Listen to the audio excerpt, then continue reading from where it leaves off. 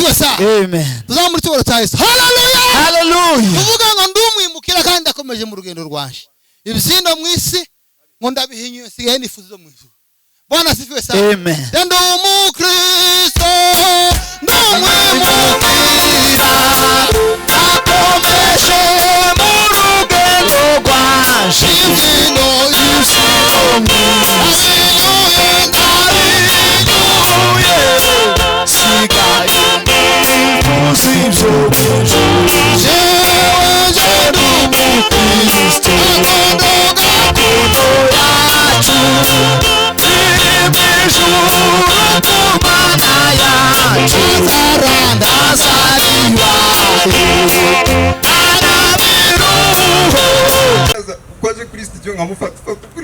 alikuwa anakuja every day, anapigwa picha hapo kwa studio.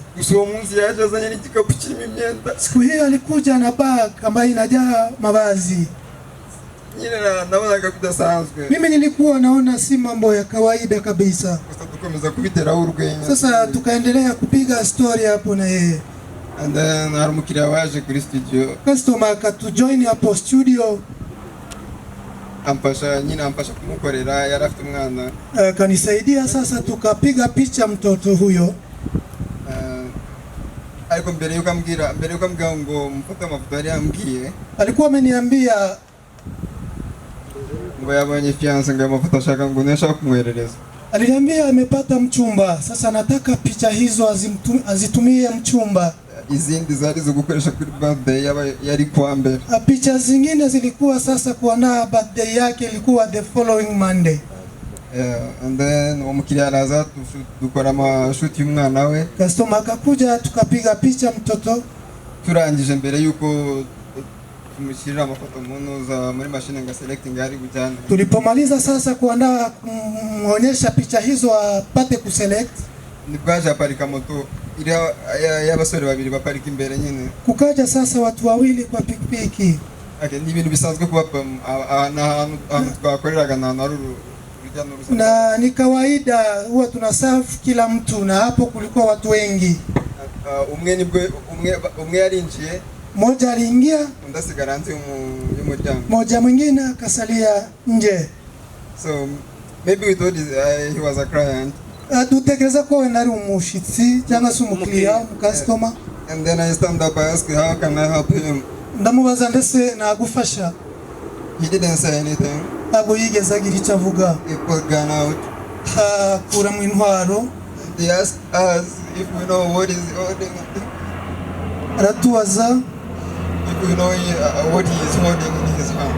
Aratubaza ndetse muzi icyo mfite mu maboko yanjye. So we said yes. Turavuga nti rwose turabibona. And he told us, aratubwira, I give everything you have. Ati mumpe buri cyose mufite mu ntoki. Starting with your phones. Nje watangiye phone. Nje watangiye kumuha telefone. Yahereye donge kuma telefone. And sengo ni watanzi ya mbere. Marehemu ndiye sasa alipeana ya kwanza. Yaragaze iburyo bwanjye. Alikuwa sasa on my right side. Nanjye mitangura mena nifite ndayitanga. Nikampea pia yangu. Babwira no mukiriya abantu bazaho nkorera hari intebe ibamo ambaye wanajua mahali mimi ufanyia, mnajua kiti hile. Yarice kumpera. Alikuwa amekaa hapo nyuma kabisa. Mwisho ubongo wari ufite imbunda yaragaze mu muryango hagati yule ambaye alikuwa na silaha alikuwa anasimama hapo. Urumva yavuye mu muryango amwegera kuko yari ari kure gatoya ngafate telefone. Alitoka sasa mahali alikuwa akamkaribia juu alikuwa nyuma kidogo. Sengo ahari sengo yibwiye ko ashobora gukoresha ako kanya akaso agahita soka hanze. Alifikiri labda Sengora atatoroka ende nje. Niko byagenze. Hivyo ndio kumeenda. Gusa mbere yuko agera hanze, before afike hapo nje, yahise areka gufata telefone y'uwo mukiriya. Yule hakuchukua simu ya customer. Akagerageza kumukura Sengo amugare mu. Anajaribu sasa kumpull Sengo arudi ndani. Because hanze situation yari isanzwe. Hapo nje ilikuwa ni mambo kawaida. Already yarafu umuntu uri kumucungira nyine kugira. Tayari alikuwa na mlinzi hapo. Atanje agerageje kumukura Sengo afata hagati mu muryango. Alipojaribu sasa kumpull ama hivyo sasa akashika mlango. atangira kuvuza induru. Senghor akapiga nduru. Wao ndio wahagaze hanze yahise yirukanyira kuri moto arayatsa ategereza mugenzi we ko Yule ambaye alikuwa nje alienda akapanda juu ya pikipiki. uwo ngo twari turi kumwe mu nzu. Yule ambaye alikuwa ndani Yagerageje gukomeza kumukurura. Alijaribu sasa kumrudisha nyuma ndani. Sasa Senghor akajaribu kushika mlango asirudi na ndani. Hapo sasa hiyo mzozano ndio sasa alimshuti. Senghor hajajua kama ameshutiwa. Yararashe mitamboni gitoyi kisasu kiguye hasi. Alimpiga risasi nikaona sasa mshale. Gira Sengo yabaye nk'uwikanza samu wicaye. Nikamwambia kama alishtuka akakaa chini. Ahagurutse nabwo Sengo barakurasha. Nikamwambia Senghor umeshutiwa. Arambwira ngo hoya ngahubwo wewe ngo bakurikire. Ameniambia la, enda uwafuate wewe. Nasohotse hanze kubera bari afite moto already bari bamaze kugenda. Walikuwa na pikipiki kutoka nje nikapata wameondoka. Ndukiye nibwo nareje mu gituza cya Sengo mitamboni kizinga cy'amaraso. Sasa after turning sasa nikaona sasa kwa chest yake damu inadondoka. Nawe nibwo hapo ni alirealize that alishutiwa. Vile alishutiwa. Ndamubwira Sengo icara kuri moto ngujyane kwa muganga. Nikamwambia kaa hapa nikupeleke hospitali. Niko byagenze mushyira kuri moto. Vile nilivyokuliendeka nikampeleka yeye hospitali. Sara gifite imbaraga twose yagiye yifashe wenyine. Alikuwa na nguvu, alikuwa akishika driver peke yake. Ya mu mutwe wanjye yararimo yuko webini tugera Victory. Ni waje mu mutwe bwanjye bwa mbere mbere bwa bidereza ubuvuzi bw'ibanze ibindi bikaza. Mimi nilikuwa nimefikiria twende kwanza kwa hiyo hospitali tupate hiyo first aid, then after ndio tuendelee. Nagezeyo yivana kuri moto agihagaze.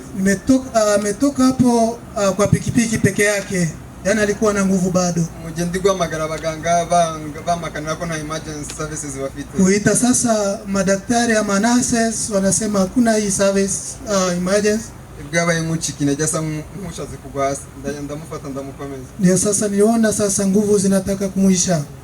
Ari umuhungu ntago nzi izina rye. Sijui yule kijana yarazanye umukiriya nawe amugejeje ngo Victory. Alikuwa ameleta customer hapo osi. Kozi nabonye ko ntari bashe gukomeza kumujyana nje nyine. Singeendelea kumpeleka nikiwa peke yangu. Mitamfata uongo nichaza hagati ndamufata. Sasa nikaenda na yeye nikamshika. Tumujyana Mama Lucy. Tukampeleka sasa Mama Lucy Hospital. Bitamushyira muri emergency. Amepelekwa emergency. Atangira kumwitaho ngaho. Sasa walimshughulikia. Shiramo oxygen. Sasa kawekwa oxygen. Sasa ndaberere n'ibindi. Then wanajaribu kucheck. Sinzi umuntu atanze amakuru ahanare wose Imana umugisha. Sijui yule ambaye alipeana habari, Mungu wetu akubariki.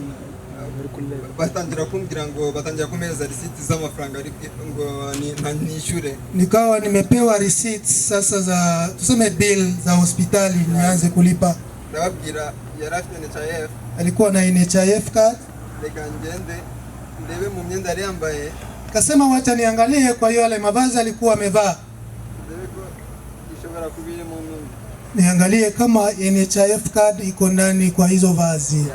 Mukwagera nasanze nta irimo. Nimepata hakuna. Mukugaruka nimbo nasanze Mama Samia hageze. Ndio sasa nilipata Mama Samia aliwasili. N'abandi babari benshi watu wengi waliviminika hapo. Tugumongo na murumuna we Richard. Tukawa hapo na Richard. Gerageza kuja kushaka NHIF hano. Karibu sasa kutafuta NHIF.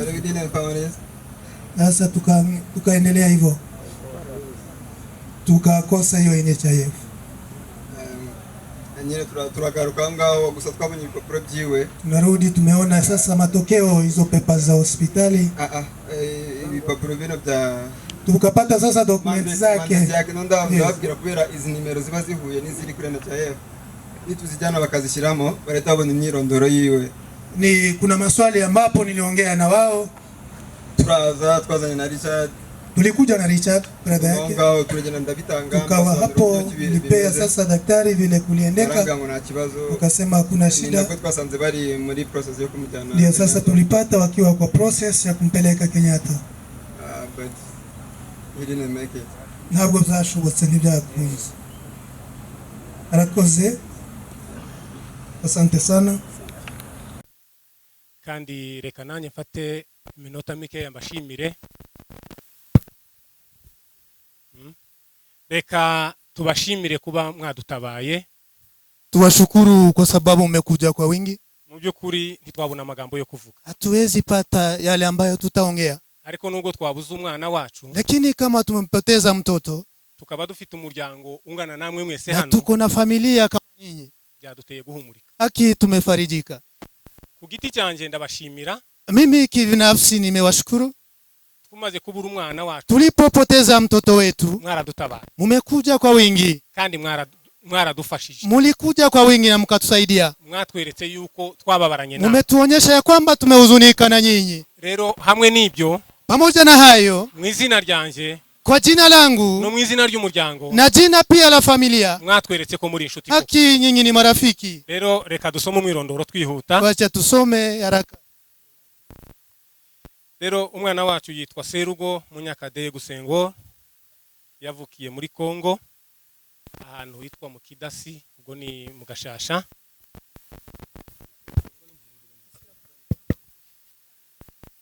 Narimvuze ngo yitwaga Serugo Munyakade Gusengo, yavukiye muri Kongo ahantu bita mu Kidasi, ubwo ni hafi yo mu Gashasha, mu mwaka itariki 15 z'ukwezi k'umunani umwaka w'1994. Ise yitwa Munyakadegu Gapuri, nyina yitwa Nyirabitanga Dorcas. Yize amashuri abanza ayigira kuri Gitavi kuva mu mwaka w'2000 kugeza mu 2005. Ayisumbuye yayigiye kuri groupe scolaire y'Igikondo kuva muri 2006 kugeza 2012. Yabatirijwe kuri Gitavi mu itorero rya Methodiste mu mwaka w'2010. Yitabye Imana tariki 15 z'ukwezi k'umunani, nanone kwa kwezi yavutsemo uyu mwaka dufite. Apfuye afite imyaka 28. Tidufite menshi yo kuvuga, ariko reka tubasabe muhaguruke, yegura dufata umunota umwe. Simameni nyote, tuchukue dakika moja tu.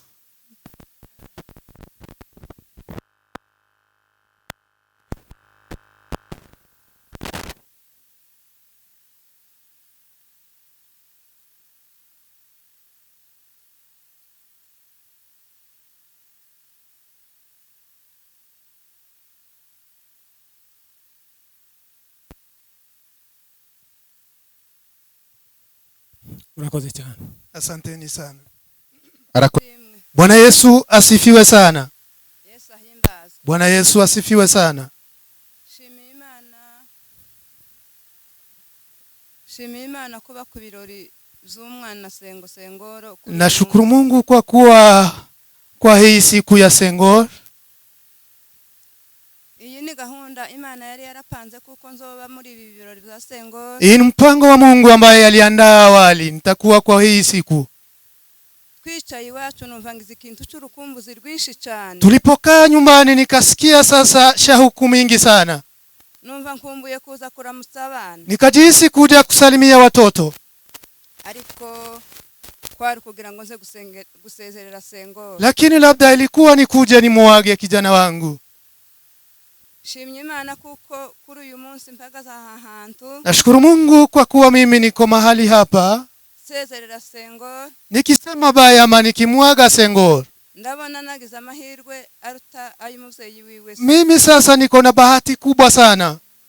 Kuko twagiye dupfusha abantu benshi ariko siko bose twabashe kubashingura. Tulienda tukipoteza watu wengi, lakini wengi wao hatujakuwa kwa hiyo matanga maharusi ama siku hiyo. Ndabishimiye cyane, Imana nishimye. Nashukuru Mungu, Mungu asifiwe. Twaraje tuza mu rugendo tuzindutse nkuko nari mbabwiye. Tumekuja tukija kutembelea watoto vile nimewaambia. Ngeze muri Uganda nari mparaye kabiri. Nikifika nchi ya Uganda nilikuwa nimelala siku 2. Hazaba abantu bavuga ngo urupfu bararutekereje woba waravyibwiye, ariko nje urupfu rwa Sengoro rwaranihishe. Watu wengi wanasema labda hii mambo nimeshayafikiria. Mimi kabisa sikujua chochote. ariko habaye umunsi w'iposho hari nko mu masaha 8:30. Ilipokuwa sasa siku ya 6 ama Saturday, aya makuru angeraho. habari hii mbaya ikanifikia. Nyine murabizi kuzakira byari bigoye, Kupokea hayo ilikuwa vigumu kwangu, ariko ndashima Imana n'abantu b'Imana bambaye hafi, lakini nashukuru Mungu na watu wa Mungu walikuwa karibu na mimi, baraduhumuriza. walitufariji. Ubu narahumuritse cyane. Mimi sasa nimefarijika sana. Aha mwisi si iwacu, Dunia hii sio kwetu. muririmbyi niko yavuze ngo mumenye iyo tuja n'ibwami. Mwimbaji amesema jueni ambapo tutakwenda, Ntabwo ari kuzimu mumva, sio huko kuzimu kabisa. natwe nigo rugenzi tuzacamo. Hii ndiyo safari yetu pia tutapitia. Ubundi nkabashimiye Imana kuko yaduhujije n'umushumba pasiteri w'iwacu. Vile vile nashukuru Mungu kwa sababu tulikuja na pasta wetu. Urugendo ntirwari rumwe, ahubwo twari dufatikanyije na mukecuru, Safari haikuwa moja, ariko Imana iraruhuza. lakini Mungu aliambatanisha sasa safari hizo. Imana yabikoze, Mungu wetu alifanya hivyo. ndayishimiye cyane. Asanteni sana kwako Mungu. Iyo nja kuba nje nyine wenda Ningekuwa sasa mimi peke yangu, sinzi uko byari kumera, singejua labda kungeendeka mambo gani. ariko kubera umupango w'Imana Lakini programu ya Mwenyezi Mungu, yaraduhujije, Mungu wetu alitupatanisha. ndabishimye cyane. Nashukuru Mungu sana. Nabo mbasabiye umugisha w'Imana. Hata nyinyi naombea baraka kwa Mungu. Ikindi ndashima Imana yabanye natwe mu rugendo. Nashukuru Mungu sasa aliyetuwezesha kwa safari. Twageze mu nzira ejo duhura n'ikibazo cy'impanuka. Tulipofika njiani huko tumepata na ajali. Zari biteye ubwoba. Ilikuwa mambo ya kutisha sana. Twaje kubitekereza tuvuye aho hantu. Tuligundua hiyo after kutoka sasa kwa ajali hiyo. Twari duhujijwe n'abantu tugiye tuvukana. Tulikuwa watu wengi ambao ni wa familia. N'abandi tutavukana bari bafitemo n'abana. Na wengineo sasa walikuwa na watoto pia. Ariko Imana irarinda. Lakini Mungu aliweza kutulinda. Imana yakoze ivyo ndayishimiye. Mungu wetu ashukuriwe sana. Imana nishimye. Mungu wetu ashukuriwe sana. Ubundi reka nshimire iteraniro ryose. Wacha nishukuru sasa umati wa watu. Mwaje kudufata mu mugongo. Mmekuja sasa kwa ajili yetu kutufariji. Urupfu ruragoye. Sasa kifo ni ngumu sana. Ikiza cigiza y'urupfu n'abantu. Kitu ambacho kinaweza sasa kusukuma hii kifo ni watu. Ariko ndabashimiye cyane. Na washukuru sana. Umuntu wese wageze aha. Kila yeyote amefika hapa. Ndavuze ngo Imana imumpe. Mungu wetu akupeye baraka mingi. Cyane nshimira na babiganiro twazanye na bagenzi be. Nashukuru sana biganiro na wenzeo. Baradufashije muri byinshi. Walitusaidia kwa mambo mingi. Nabo ndavuze ngo Imana ibampe. Mungu wetu awabariki sana. Reka mvuge Sengoro kuri buke. Wacha niongee kwa kijana yangu Sengoro kwa mambo machache. Sengoro ni umwana wacu wa 5. Sengoro ni mtoto wangu wa 5, kizazi cha 5. Sengoro yaravutse. Sengoro alipozaliwa, Sengoro hari Imana yari yaramuhaye. kuna vile ambavyo Mungu alikuwa amemkabidhi. Mu buto bwiwe ntiyigeze arwara. Akiwa mtoto mchanga hajaweza kugonjeka kamwe. Sengoro ngira ngo isindano yatewe none ni yindubi. Sengoro sasa hata injection alipata labda ni hiyo ya chanjo. Sengoro Imana yari yaramuhaye ubuzima. Mungu alikuwa mpea uzima. Sengoro amaze kuba umwana ukora. Sengoro sasa alipokuwa kijana, Sengoro yize gukora ari muto. Sengoro alianza kufanya kazi akiwa mdogo. Abana bacu bakora imirimo rusange. Watoto wetu wanafanya kazi tofauti. Ta mirimo y'abakobwa se cyangwa y'abahungu. Hakuna sasa zile kazi ni za wasichana ama ni za vijana. Sengoro akora iyo mirimo. Sengoro alifanya kazi yote. Abitoza barumuna be. Sasa akaanza kufunza wadogo wake. Baramfasha muri byinshi. Wamenisaidia kama mama. Abana nkibafite mu nzu. Watoto nikiwa na wao. Abo duturanye barabizi. Nebazi wanajua. Imirimo bari barayinkuyeho. Kazi sasa walikuwa wameniondolea. Naje gusubira ku mirimo abana baje. Sasa nilianza kufanya kazi, watoto wangu wameshakuja huku. Sengoro abumwana. Sengoro alikuwa mtoto. Iwe mwana abumugabo. Alipokuwa sasa akiwa mdogo akawa kijana, sasa mkubwa akawa mwanaume. Sengoro sasa hajawahi fanya kazi kama ya vijana wengine. Hata wale marafiki zake walikuwa ni watu wazima. Sengoro Mungu alikuwa amefanya vizuri kunipea yeye. Kubera kuko Kwa sababu sasa Sengoro Imana ari inyamaboko, Mungu ni mwenye nguvu. yisha kutugendesha inama Sasa Mungu angeweza kukaa na sisi atuongeleshe, ko mu rugo rwacu byibura nanje nase tuba twaragiye, labda kwa familia yetu mimi na mzee tungejitoa, ariko Imana ikora ibyo ishatse. lakini Mungu sasa anafanya mapenzi yake. Sengoro niwe wari weze imbuto mwacu. Sengor sasa ndiye alikuwa tunda ambalo limeiva. Sengoro Imana iramujana. Sengor sasa Mungu akamchukua, Sengoro kuba Imana yaramutabaye, sababu Sengor Mungu amemchukua, akamukura mu isi, amemtoa duniani. ndayishimiye cyane. Nashukuru Mwenyezi Mungu. Ubundi reka nshimire bari abavyeyi bari bamufite. Wacha nishukuru sasa wazazi wale ambao walikuwa wameni replace, walikuwa wazazi wake hapa. Byanejeje cyane. Mimi nimefurahi kama mama mzazi. Abana bazabaza tugasigarana impungenge. Watoto kama wanakuja huwa tunasikia turidhiki kamwe. Ariko Sengoro narinza hazoba hose kuko azabana. Lakini nilikuwa najua ya kwamba Sengora ambapo ataenda ataishi kabisa, kuba yari yaramuhaye abavyeyi beza, kwa sababu alikuwa mpea wazazi wazuri. Ndayishimiye. Nashukuru Mwenyezi Mungu. Nabo ndabashimiye bari abavyeyi. Hata wazazi wale na washukuru sana. Imana ibampera Mungu wetu awabariki sana. Ubundi asize bari umunabe. Anaacha sasa watoto wadogo zake. Ndamusaba nanone ngo akomeze kubabera abavyeyi. Nitaomba wazazi wake, hawa wazazi wa Sengor, waendelee vile sasa kulea wenzewe. Bakomeze. Endeleeni kabisa kugira ngo babe hafi n'abana, kuwa karibu na hao watoto ambaye amewacha, babegere cyane. Sasa kuwa pamoja na wao. Kurangiza, kwa kutamatisha, ndashimirira itorero rya Rifte Sengor. Nashukuru sana kanisa ambayo lilimlea, yagize neza, limefanya vyema.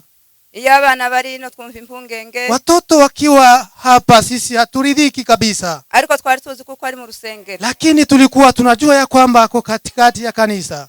Amakuru twayamenyaga, habari tulijulishwa. kuba mwarabanye namwe ndabashimira. Mungu wetu wabariki sana viongozi. Ubundi ndamwe ndababwiye ngo mwihangane. Hata nyinyi farijikeni.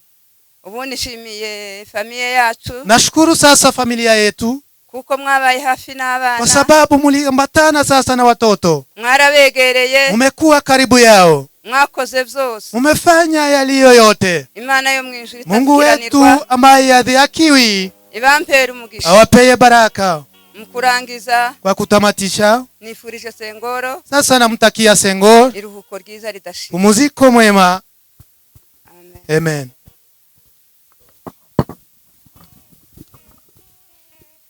Murakoze, mmefanya vyema. Yewe ndavuga ibintu biri mu bika bine. Mimi nitasema mambo 4. Icyambere ndavuga ibintu byanshimishije ku rupfu rwa Sengo. First of all, nitasema ambayo alinifurahisha kwa kifo cha Sengor. Ndashima Imana ko Sengo Imana yamutanze mu muryango wa. Shukuru sana kwa sababu Mungu alimtoa kwa familia ya baba. Tukabana, tukawa na yeye. Akaba inkingi ikomeye. Sasa akawa nguzo ambaye ni ngumu, ama iko na nguvu. Nta kintu na kimwe mu muryango wa data twigeze. Hatujawahi sasa kukosa kile chote kutokea Sengor. Nashukuru Mungu. Icya kabiri, kitu ya pili, ndashima Imana ko urupfu rwa Sengor rutigeze rungiraho ingaruka. Nashukuru sana kifo ya Sengor haijakuwa na madhara kwangu, ahubwo rwanduhuye. Sasa mimi kifo yake imenipumzisha. Narigize igihe kingana n'amezi 6. Nilikuwa sasa na muda 6 months ama miezi 6. Mfite ikintu cy'igitsi ku mutima. Nikiwa sasa moyo ikipamba ama moyo sasa ikidunga vizuri. Ariko ndashima Imana ko nashukuru Mungu sana. Nari nzi ko Sengo uzagenda. Sikuwa najua ya kwamba Sengo ndiye atatuacha. Sinari nzi ko icyo kintu kizakizwa na Sengo. Sikujua kabisa kama hiyo itaponyeshwa na huyu kijana. Ariko ndashima Imana ko ari uko byagenze. Nashukuru Mungu kwa yale. Icya gatatu, neno la 3. Nyiri kuri icyo cya kabiri, nikiwa bado hapo, yewe urupfu rwa Sengo sinari nzi gusa ko ari we, ariko nari niteguye ikigiye kuba. Mimi nilikuwa nimetarajia kifo, lakini sijajua kama ni Sengo atatuacha. Bampamagaye kuwa 6 nari mu bukwe. Nilipigiwa simu nikiwa harusi. Kandi telefone nari nazihaye undi muntu. Simu nilikuwa nimempea mtu mwingine. Kubera inshingano nari mfite muri ubwo bukwe. Kwa sababu nilikuwa na kibaji kubwa hapo. Telefone zimpamagara ari nyinshi. Simu zilimiminika kama maji. ariko telefone yampamagaye igiye kumbwira amakuru ya Sengo aba ariyo banzaniye. Simu ambayo ilinipigia kwa kuniambia kifo cha mdogo wangu ndio ambayo nilireceive. Barampamagara barambwira ngo Sengo ararashwe. Nimepigiwa simu nikaambiwa Sengo amepigwa risasi. Mbwira umuntu dukorana ndamubwira ngo ngeza mu rugo ngiye Nairobi. Nikamwambia nifikishe kwa nyumba, mimi naenda Nairobi. Mpamagara umushuti wanjye ukata amatike y'indege. Nimempigia simu rafiki yangu hapo. Arambwira ngo hariho indege ya saa 11 n'igice. Ameniambia kuna ndege sasa saa 11:30. Tugeze mu nzira arambaza ngo ariko wari witeguye. Anasema ameniuliza, je, ulikuwa uko tayari? Ndamubwira ngo jewe ndaruhutse. Nimemwambia mimi nimepumzika. Kandi icyo gihe bari batarambwira ko yarangije. Walikuwa wajaniambia kama Sengo ametuacha. Ariko bakimbwira ko yarashwe. Waliponiambia ameshutiwa, numvise ikintu cyururutse ku mutima wawe. Lakini nimesikia mimi kitu imenipumzisha. Ndashima ko urupfu rwa Sengo rwanduhu. Nashukuru sana kifo ya mdogo wangu ilinipumzisha. Cya gatatu, kitu ya tatu, ndashima ko ari Sengo utabarutsi wacu. Nashukuru Mungu kwa sababu Sengo ndiye sasa ameenda. Jewe ninge mukuru, mimi ni mkubwa wake. Ariko iyo njya kugenda, mimi ningeenda, nari bugenda na madeni menshi y'abarumuna banje. Sasa ningeenda sasa na deni mingi ya wadogo wangu. Hari byinshi ntarabakorera. Kuna vitu mingi sijafanya kwa ajili yao. Hari byinshi numva ntarakorera umuryango wangu. Kuna vile ambavyo sijafanya sasa kwa familia yangu. Ariko Sengo, lakini Sengo agiye nta deni adufitiye. Sasa Sengo ana deni. Nkuko nabivuze ninge mukuru, vile nimesema mimi niyo mkubwa, kandi ninge wari ufite akazi gahoraho kumushahara. Na mimi ndio nilikuwa na kazi permanent. Ariko na moto nkoresha mu kazi, hata pikipiki ambayo natumia Sengo niwe wayinguriye. Sengo yeye ndiye aliweza kununua. Yarambwiye ngo, aliniambia kugira ngo ubashe kwiteza imbere, kwa sababu sasa upate kuendelea, nuko uva mu matike yo gutega buri munsi ujya mu kazi. Ni utoke sasa hiyo kulipa nauli kwenda job. Sengo angurira moto. Sengo alibai pikipiki kwangu. Imani muhe umugisha. Mungu wetu akubariki sana. Igika cya kabiri, kitu ya pili ni ibyambabaje. Ni vile ambavyo vilinihuzunisha. Nababajwe nuko ntamenye icyo Sengo yashakaga kumbwira mu ijoro ryo kuwa gatanu. Nilihuzunika kwa sababu sikuwahi kujua kile ambacho Sengo angeniambia. Yampamagaye video call. Alinipigia kwa video call. Hari saa 5. Ilikuwa saa 5. Twari tukikikiye twese mu rugo n'abana. Tulikuwa tunakaa nyumbani kwetu na watoto. Arampamagara abona ndi ku mashini ndi mu kazi. Alinipigia kapata mimi sasa niko job. Arambaza ngo uko watinze noneho kuryama uko uri mu kazi aya masaha. Aliniuliza, je, mbona hujalala? Namubwira nti mfite akazi kenshi kandi ejo mfite ubukwe nshobora kutazabisoza kandi birihuta. Nikamwambia kazi ni mingi, pia kesho niko na harusi. Arambwira ngo sawa turavugana ejo. Ameniambia tutaongea baadaye. Ngo mpabana tuvugane. Nipee watoto niwaongeleshe. Muhadelani na Dilani. Nikampea watoto wangu. Ikintu yababwiye. Kila ambacho aliwaambia. Yarababwiye ngo I have surprise for you. Aliwaambia ya kwamba natungue kubwanyu. I have surprise for you. Mfite icyumba tunguza kuri mwe cyangwa se ikintu mbaha. Nababajwe nuko ntamenye icyo yashakaga kumbwira. Mimi sasa nilihuzunika, sikujua kile ambacho angeniambia. Cya kabiri cyambabaje, kile ambacho kilinihuzunisha tena. Nari mfite umuryango munini muri Kenya. Nilikuwa na familia kubwa Kenya hii. Ngira ngo inkubiri yo kuza muri Kenya yabaye ahantu hose. Sasa kuja Kenya ni kama upande wote, watu wengi wako huku. Ariko jewe abantu barambazaga ngo uzaza muri Kenya ryari. Mimi watu walikuwa wananiswali utakuja lini? Nkababwira ngo nzaza nje mu bukwe bwa Sengo. Nilikuwa nikiwaambia nitakuja kwa harusi ya mdogo wangu. Icyo kintu cyarambabaje. Kile kitu kilinihuzunisha. Icyanyuma cyambabaje, kitu sasa ya mwisho ilinihuzunisha. Mbabajwe nuko Sengo nta mwana nsigiye. Mimi sasa nahuzunika kwa sababu Sengo hajaniachia mtoto. Muzamufata ukuboko. Sasa ni wahi kumshika mkono. Pole pole. Nzamwituri neza Sengo yanjye. Sasa nilipe sasa uzuri ambao Sengo alinifanyia. Ariko nzayitura barumuna banje. Mimi sasa nitapea wadogo wangu. Igika cya gatatu, kitu ya tatu, ubuhamya buto kuri Sengo. Testimony kidogo kwake. Mama yari yarabyaye abana benshi. Mama alikuwa amezaa watoto wengi. Ariko Sengo avuka kura. Sengo akiwa akizaliwa na akigrow, twese twakenera gutuma ugira icyo atumye wese yule ambaye alitaka kumtuma akavuga ngo Sengo. sasa alikuwa anataja jina la Sengo. Ageze aho, Alipofika hapo, umunsi umwe twicaye mu rugo, siku moja tukikaa nyumbani, baramutuma, sasa walimtuma, umuntu akamutuma, undi akamutuma. mtu anamtuma, mwingine anamtuma. Arangije aravuga ngo ariko Sengo Sengo Sengo Sengo. After that akasema Sengo Sengo Sengo. Kuva mu bwana bwa Sengo yari Sengo, Akiwa mtoto mchanga alikuwa Sengo, kugeza atabarutse. kufikia siku ya leo akiaga. Ubuhamya bwa kabiri, Sasa testimony ya pili, hari umushuti wanjye twiganye, rafiki yangu ambaye tulisoma na yeye yagiye muri Canada. alienda huko Canada. Umunsi umwe arampamagara, Mmoja alinipigia simu, arambwira ngo hari umukobwa baganiriye. aliniambia ya kwamba kuna msichana ambaye tuliongea. Amulistingira karakteri z'umuhungu ashaka. Sasa kampea baadhi ya hizo characters ambaye alikuwa anataka. Arambwira ngo yarebye mu bahungu bose azi. Alipotazama kwa hao vijana ambaye anajua, Umwana witonda, yule ambaye ni mtiifu ama ni mpole, w'imfura, yule mpole kabisa, utahemuka, mwenye ambaye hawezi fanya mambo mengine ngo asanga sio ni mazuri, Sengo. alipata ni huyu kijana. None tumuhuze na Sengo. Je, tunaweza muambatanisha na Sengo? Duhamagara Sengo, Tumempigia huyu kijana Sengo. dukora conference call. Tulifanya sasa hiyo conference, hiyo mkutano. Sengo adusubiza ijambo rimwe, Sengo alitujibu neno moja. aratubwira ngo we arabona iki atari cyo gihe. Alituambia hii siyo muda. Sengo yari imfura. Sengo alikuwa mtu mzuri. Sengo yari umugabo. Sengo alikuwa mwanaume. Icyanyuma, Kitu ya mwisho, reka nshime. wacha nishukuru. Ndashima mama na data batubyaye bakaturera. Nashukuru wazazi wangu walituzaa na kutulea. Umwana wa data uzitwara nabi, Mtoto wetu sasa ambaye ataenda kinyume labda na sheria, ntago azaba bikuye ku babyeyi. yeye hatakuwa ametoa hiyo tabia kwa wazazi. Dufite uburere bw'ibanze twahawe, Sasa tumelelewa vizuri sana. ni intambwe itumurikira, Ni mwangaza kwetu. turabibashimiye. Tunashukuru nyinyi wazazi. Imana izabaho umugisha. Mama yangu Mungu akubariki sana. Cya kabiri, Kitu ya pili, sindi bushimira abantu bose bavuze. watu wote siwezi washukuru. Reka nshime inshuti zanjye bw'umwihariko. Wacha nishukuru sasa especially marafiki zangu. Bambaye hafi, Walikuwa pamoja na mimi. bambaye hafi. Walikuwa sasa karibu na mimi.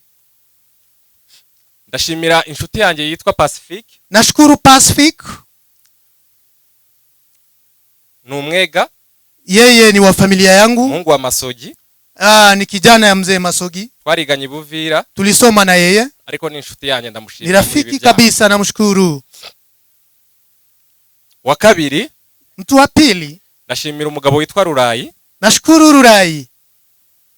Njyewe nshobora kugira umwaka ntavugana nawe, Naweza fanya kitu mwaka siongei na yeye, kubera ko iyo tuvuganye kwa sababu nikiongea na yeye mbona ari ukumushyiraho burden, umuzigo. sasa mimi naona ni kwamba ni burden ama ni mzigo. Njya kuza, Nilipopanga kuja, ngeze ku kibuga cy'indege yarambwiye ngo shaka hoteli iri mu kibuga cy'indege. nilipofika sasa huko kiwanja cha ndege airport, mu kibuga cy'indege nta hoteli ibamo. sasa nikamwambia hapo hakuna lodge kabisa. Arambwira ngo ulisting ibikenewe byose, Akaniambia hebu nitumie list ya kila kitu, icyo ubona kikugoye muri kile ambacho labda ni ngumu kwako, kigumu kwako, ari cyo umbwira. niambie hicho. Ndamushimiye. Namshukuru sana. Wa gatatu, Wa tatu, ndashimira umuryango wanjye wa bugufi. nashukuru sasa familia yangu ya karibu. Hari responsibility bankuyeho, Kuna hiyo responsibility waliniondolea, ndi imfura kwa data. na mimi sasa ni first born kwetu. Iyo narwaje, Sasa nikiwa nimegonjesha, iyo ari uguhemba babyaye, ikiwa sasa ni kwenda kuangalia ambaye alijifungua, igishoboka cyose baragikora. kile ambacho kinawezekana wanafanya hicho. Kandi nzi ko ayo madeni tuzayishyura. Najua vizuri ya kwamba hizo ni deni tutalipa. Twizeyeho ubugabo. Sasa najua kwamba sisi ni wanaume. Undi muntu nshimira, Tu wengine nitashukuru. ndashimira mama Irinda. Nashukuru mama Milinda. Ibyo bishop we yakoraga byari inshingano. Bishop yeye ambavyo alifanya ilikuwa ni mambo yake. Ndashimira barumuna banjye na bashiki banjye, Wadogo zangu, sisters wangu, banyeretse ubutwari. walinionyesha sasa ushujaa. Barakomeye, Sasa waliimarika, babaye abagabo. walikuwa wazee ama wanaume. Mu bisanzwe ntago ngira diskuru ndende. Mimi sina hiyo mambo mingi sana, ariko kubera Sengoro kwa sababu ya huyu kijana mdogo wangu nshobora kubabwira ibintu bifatika Neza- nabaze naweza waambia sasa yale ni mambo ambayo mimi niliona kuva Sengoro yitaba Imana kugeza uyu munsi. Sengoro alipotuacha kufikia leo. Atari amakuru, atari ibintu biri, hata si mambo ambayo labda anatafutisha, ibintu 108 ni mambo ya kweli kabisa. Ariko muri ibyo sasa baadhi ya hizo yari imfura. Sasa huyu mtu alikuwa mwanamume kabisa, yari umukristo, alikuwa mukristo, yatwereraga imbuto. Sasa alikuwa anazaa matunda. Kugira ngo tudatinda, kwa sababu tusichukue muda, nazaga gusaba ngo nilikuwa niombe nitusoza after sasa hii mkutano muze kuduha indirimbo n'abanyagitavi na familia yanjye, mutupeye kabisa mwimbo moja na watu wa area ya kwetu na familia yangu. Bivuga ngo nkunda kumva amakuru y'umuriro. Tutaimba hiyo mwimbo. Imani muhiye ukoridasha. Mungu sasa mpeye pumziko njema. Nilikuwa nimesahau kitu moja. Umukoro Sengo adusigiye. Sengor ambaye anatuachia. Umukoro devoir. Yes, homework ambaye anatuachia. Adusigiye imikoro 2. Sasa ametuachia hizo homeworks 2. Kandi ndabasezeranya ko nzayikora. Mimi nitafanya hivyo. Icyambere no kwitwa kuri bishwa be. Kitu ya kwanza mimi nitajali sasa wipwa wangu. Cyane ama nephews. Cyane Mugisha. Sana Mugisha. Yarambwiye ngo bari bavuganye. Aliniambia alikuwa ameongea na anko yake. Ngo natsinda zamugurira ngo Air Force. Alikuwa amemwambia akishinda mtihani atambaia Air Force. Agari Air Force yonyine. Si hiyo pekee. Project zose. Hizo project zote miradi tuzazikora. Tutafanya hivyo. Mukoro wa kabiri. Mwaka ya pili. Nzakorera ijuru kugira ngo nzarisange mose. Mimi sasa nitafanya kazi kwa ajili ya mbingu. Imani muhiri ukoredasha. Asante sana Mungu wetu mpeye pumziko njema. Barakoze cyane barangije kuvuga. Murakoze cyane. Asante sana. Ndabashimiye mwese. Nashukuru nyinyi kuba mwaje tukafatikanya muri iki gikorwa kwa sababu mmekuja kuambatana na sisi. Byukuri amateka ya Sengo. Kwa ukweli ushuhuda ya huyu kijana ntabwo twabivuga uyu munsi ngo tuyamare. Hatuwezi tukayaongee leo na tuyamalize. Sengo yari intwari. Sengo alikuwa shujaa. Sengo ni muramu wanje.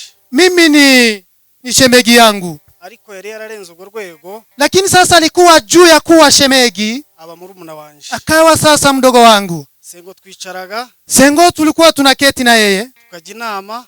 Sasa tukazungumuza. Nta gikorwa na kimwe Sengo yakoraga atangishije. Hakuna kazi yoyote Sengo angefanya bila kuniuliza mimi. Sengo iyo myaka yose yamaze mu Rwanda. Miaka yote ambayo Sengo aliishi nchi nyingine hapo. Yabaga mu wanje. Alikuwa kwangu. Imyitwarire yewe yose. Vile sasa behavior zake. Yari mu Bukristo. Sasa ilikuwa ni mtu Mkristo. Kugeza dufashe gahunda yo kuzino. Tulipochukua hatua sasa ya kuja Kenya. Sengo twarazanye. Sengo tumekuja na yeye. Turabana nawe hano. Tukawa na yeye hapa. Urabona hano ubuzima no gushakisha. Sasa hapa mambo ni ngumu sana. Sengo yatangiye gukora aja mu kazi. Sengo aliingia job. Sengo yahembwaga. Alipolipwa ama siku yoyote alipwe mshahara. Sengo yarazaga akanzanira amafaranga yose yahembwe. Sengo alikuwa anakuja na mshahara wake. Akambwira ngo nahembwe. Ananiambia nimelipwa. Bankasaya. Sasa wametoa pesa hizi. Andasigaye ngaho genda uyagenere cyo agomba gukora. Pesa nyingine sasa utajua yale atafanya. Amubwira nase Sengo wewe wakoze kwezi kose. Nilikuwa na mswali, je, Sengo umefanya kazi muda wa mwezi? Aho kugira ngo ari we ungenera. Sasa wewe ndiye ungenipea pesa. None kurazana amafaranga yose. Na sasa wewe unaleta mshahara wako wote. Nukuri Sengo ndamushimiye. Sengo namshukuru sana. Igihe twabanye cyose. Tulipoishi na yeye. Ejo bundi baduhamagara makuru yiwe. Juzi nilipopigiwa simu. Twari twicaye mu nzu n'abarumuna be. Tulikuwa kwa nyumba na wadogo zake. Aba baramubanje batoya. Washemeji zangu wadogo. Barampamagara barambwira Sengo arashwe. Walinipigia wakaniambia ameshutiwa. Bamaze kumbwira ayo makuru. After kuniambia habari. Nukuri ndahise numva ko Sengo yapfuye. Kwa ukweli nilijisi ya kwamba Sengo ameaga. Twarirukanse twese n'umugore. Tulienda mimi na mke. Tugere ku bitaro. Tulipofika hospitali. Nasanze Sengo akivuga. Nilipata Sengo anaongea bado. Arambwira ngo nimubyutse. Aliniambia niamshe. Ndamubyutsa mwiyegamiza. Mimi nilimwamsha. Ariruhutsa. Sasa yeye akawa ni kama amejipumzisha kidogo. Mwanya muto.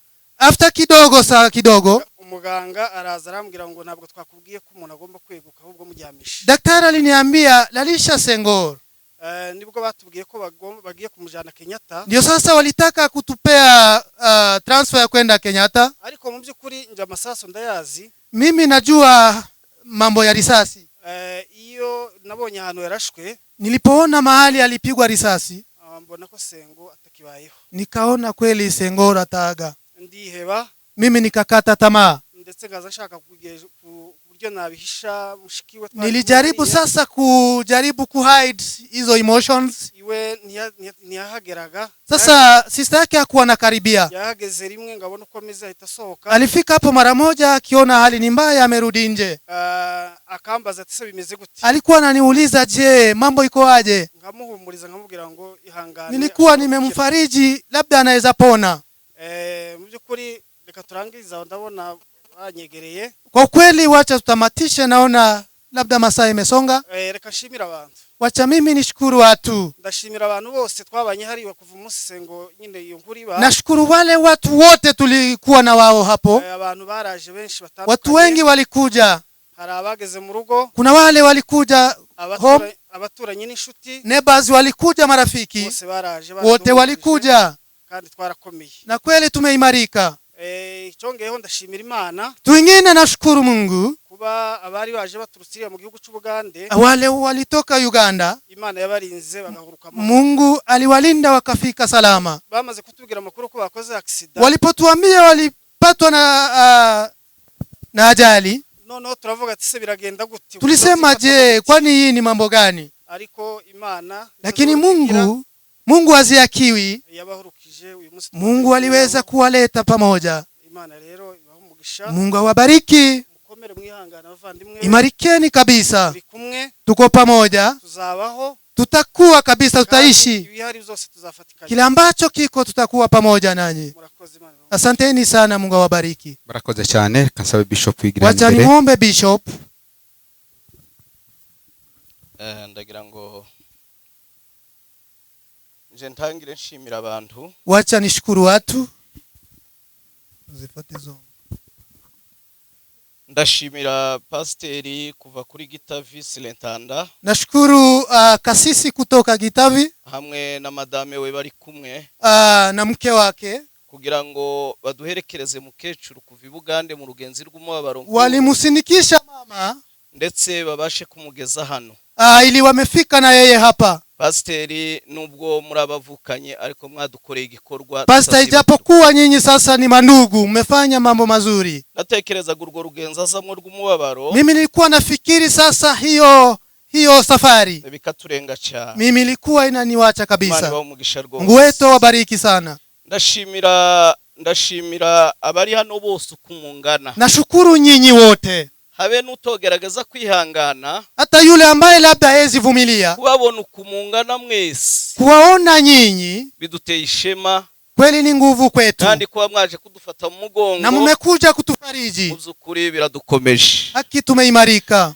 Ikindi kandi nshimiye itorero rye. Nashukuru sasa kanisa lake. Sinzaryibagirwa itorero rya Freshman. Sitawahi kusahau kamwe church. Ahantu ryadukuye ku cyumweru. Pale ambapo walitutoa mu materaniro ya nimugoroba. Kwa hiyo sasa kanisa ya jioni. Icuraburindi twari turimo. Kwa hiyo giza kabisa. Pasteri mwadukoreye ibintu bikomeye. Pastor, Mungu akubariki, umefanya maajabu. Imana ibahumugishe n'abakristo bose. Mungu awabariki na wakristo wote. Ndashimira abaturanyi ba Kayole. Nashukuru neighbors wa Kayole na umoja pia. Mushiki wacu umwe umugore wa Bofrere hano. Bibi yake na ndugu niho batuye. Ndio hapo sasa wako. Nibaza guko bavyifashemo. Mimi nilikuwa nawafikiria sana. Ariko mu mwanya nahageraga mbasura ndebo ko. Lakini nilipofika hapo nasaze rwose abanyakayole babegereye babakomeje. Nilipata watu wa Kayole wako pamoja na wao. Ndetse na umoja. Na umoja pia. Ndabashimira cyane Imana bamugisha. Nashukuru sana, Mungu awabariki. Shimiye abaturanyi ba Gasarani uburyo batwegereye. Nashukuru sasa wakazi wa Kasarani. Rwose baratwegereye batubabuka. Haki mmekuwa pamoja nasi. Ndashimira umuryango wacu wa Bega. Nashukuru sana familia ya Bega. Wahagurutse ucumva inkuru zibaye. Niliposikia sauti hii mbaya. Byari byangoye kwakira amatelefone n'amatelefone ya Kasa. Akilikuwa mambo magumu kwangu. Ariko bahaguruka mu kibazo nk'icyabo. Lakini walikuja kwa hii shida kama yao. Kandi rwose bakoze nkabikorera. Walifanya kazi yao. ndashimira bene data batuye hanze muri Amerika. Nashukuru sana wa ndugu zetu wanaishi Amerika. Ndashimira mutware. Nashukuru mutware. Ndashimira mukuru wiwe Sebakanura bari kumwe. Nashukuru brother yake Sebakanura. Ndashimira na Ruganza. Nashukuru Ruganza. Ndetse n'abandi boba barafatanije. Na wale ambao waliambatana na wao la. Bose kugira ngo iki gikorwa kibashe kugenda neza. Kwa sababu ya hii sherehe. Bose badukoreye igikorwa. Waki walifanya kazi ngumu. Nubwo twari tubabaye. Hata tukiwa na huzuni. Badukoreye igikorwa gishimishije. Walifanya mambo mazuri. Vuga bugufi ku bwa Sengo. Briefly nikisema kwa ajili ya Sengo. Tubuza umugabo muzu. Haki tumepoteza mwanaume.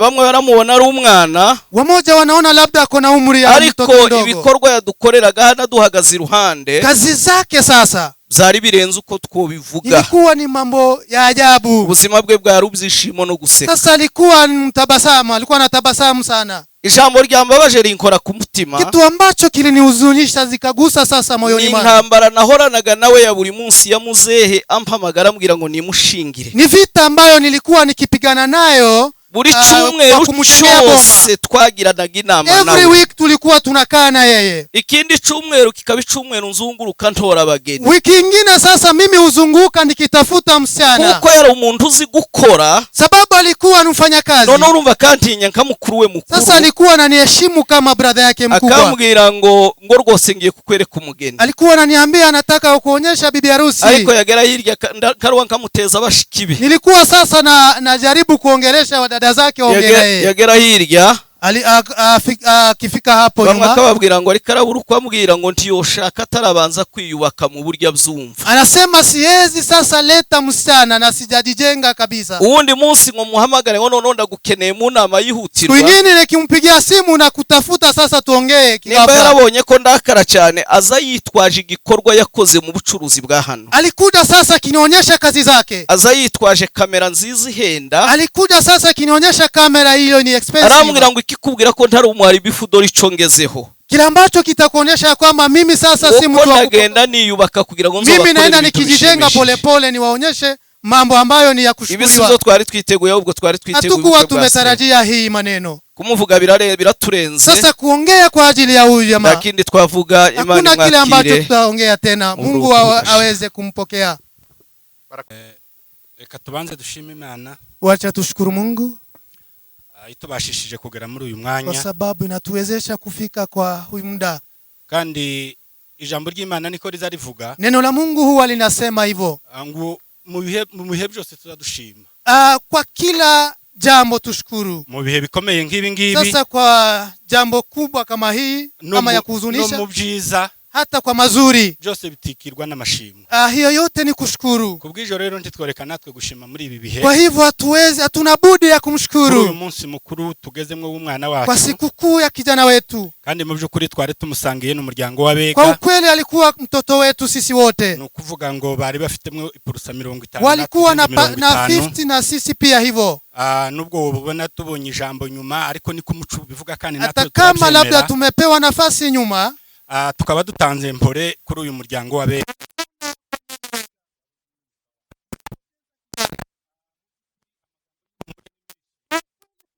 Kufariji kuna mambo mingi. Kuva uyu munsi umwana yitabye bagumye kuyatanga. Iyo siku mtoto aliaga walitufariji. Ariko ndagira ngo mbabwire ngo urupfu rugira indwara zitatu. Lakini wacha niwaambie sasa ugonjwa wa kifo. Indwara ya mbere nyiri gupfusha za rwara. Ugonjwa ya kwanza sasa mwenye ambaye ni baba ama mzazi wa mwenye aliaga. Uzurwara ibicure. Sasa unagonjeka. Umubiri wose ukagira. Sasa unasikia mwili inaongea. Sasa ikawa ni ugonjwa mbaya. Hata uwezi jua ni nini. Ijambo rya kabiri. Kitu ya pili. Hakunde kuza inzozi. Sasa kuna kuja ndoto. Wajyamu karota inzozi. Sasa unalala unaota mbaya. Zikakuvuna ugasanga warwaye wale. Unasikia ni kama umegonjeka. Kitu ya tatu. Na makuru. Sasa habari.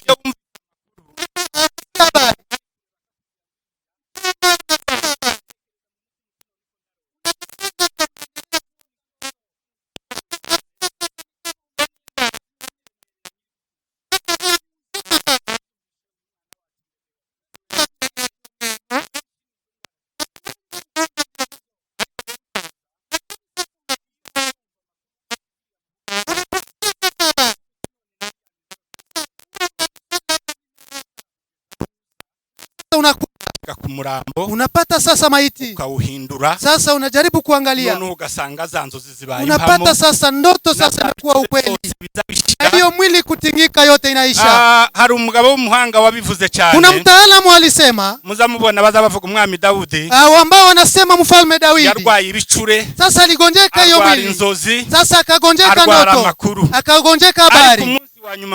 Siku ya mwisho ilipowadia, kuna kile ambacho kinabaki, ni kusimama sasa, unaosha mkono, sasa unavaa, ugasubira mu buzima busanzwe. Sasa makufariji huyu sasa harudi, sasa sisi wote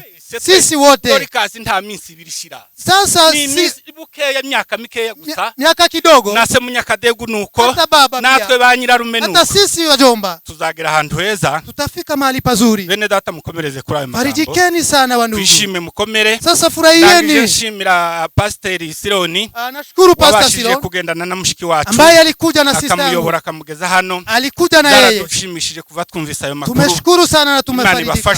Mungu wetu awabariki, turashima kuko yabayoboye, amefanya vizuri. Mushiki wacu tumwifurije uruko, tunamtakia sasa pumziko njema.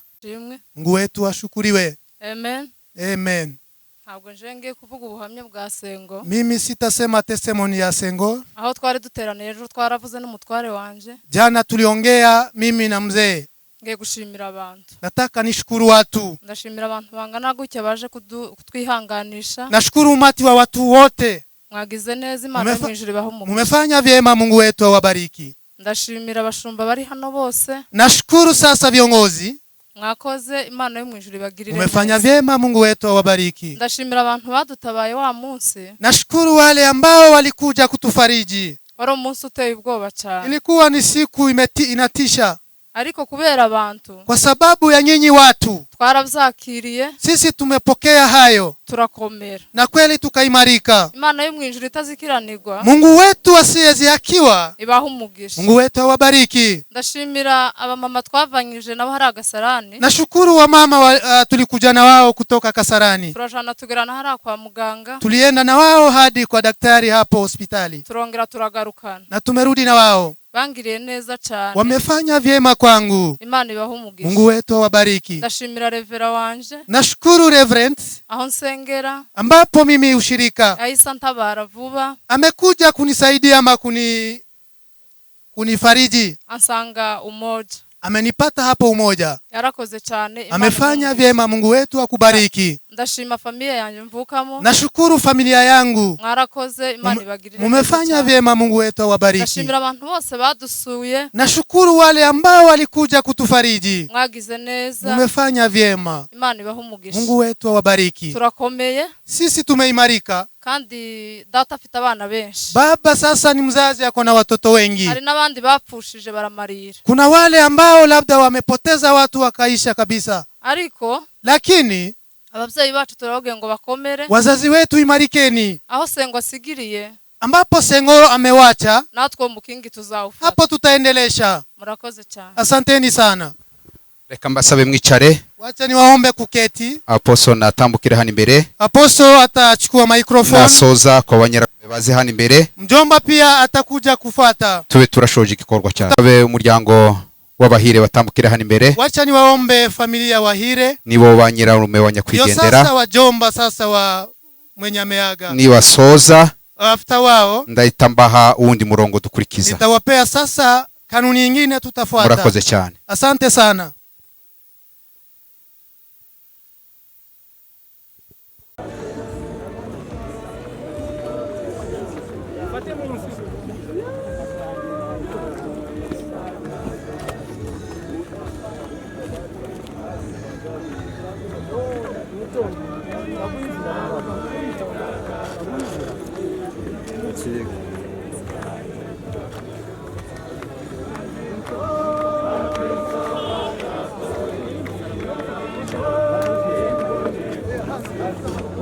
Abashumba baze guhaguruka kugira ngo badukorere. Sasa kuwaomba viongozi umuhango. Sasa watakuja kuendelesha na kazi zao.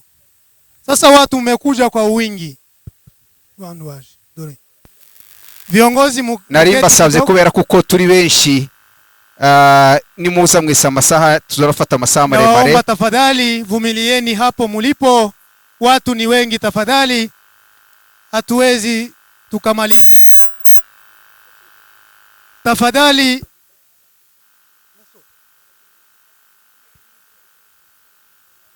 kaeni chini tafadhali, wacha tuwaombe mukae. Abantu ngo bafite uburenganzira bwabo bwo kugira ngo basezere,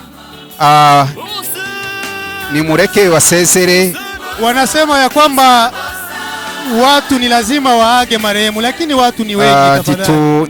Titwoba guza uburenganzira bwabo, ni mubikore ariko mwihuse. Wamesema tuwezi wazuia labda, ariko nanone hari mufanye haraka, piga hatua na mukienda. Ariko nanone harabo twari turi kumwe nabo, kuna wale protocol, hari abantu twari turi kumwe nabo Mama Rusi.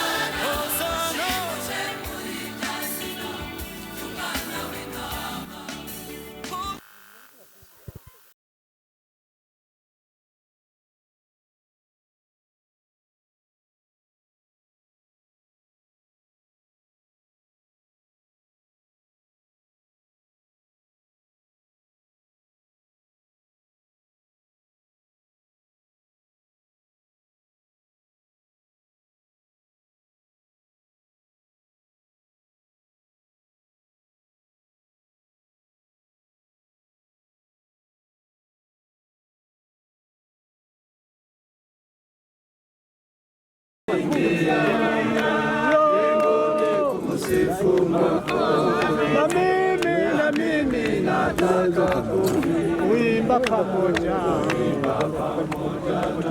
tutamshukuru Mungu aliyetununua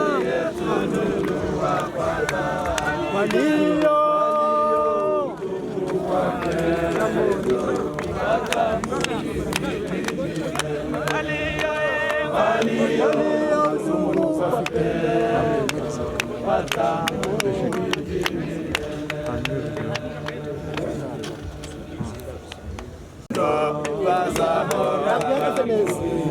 abakora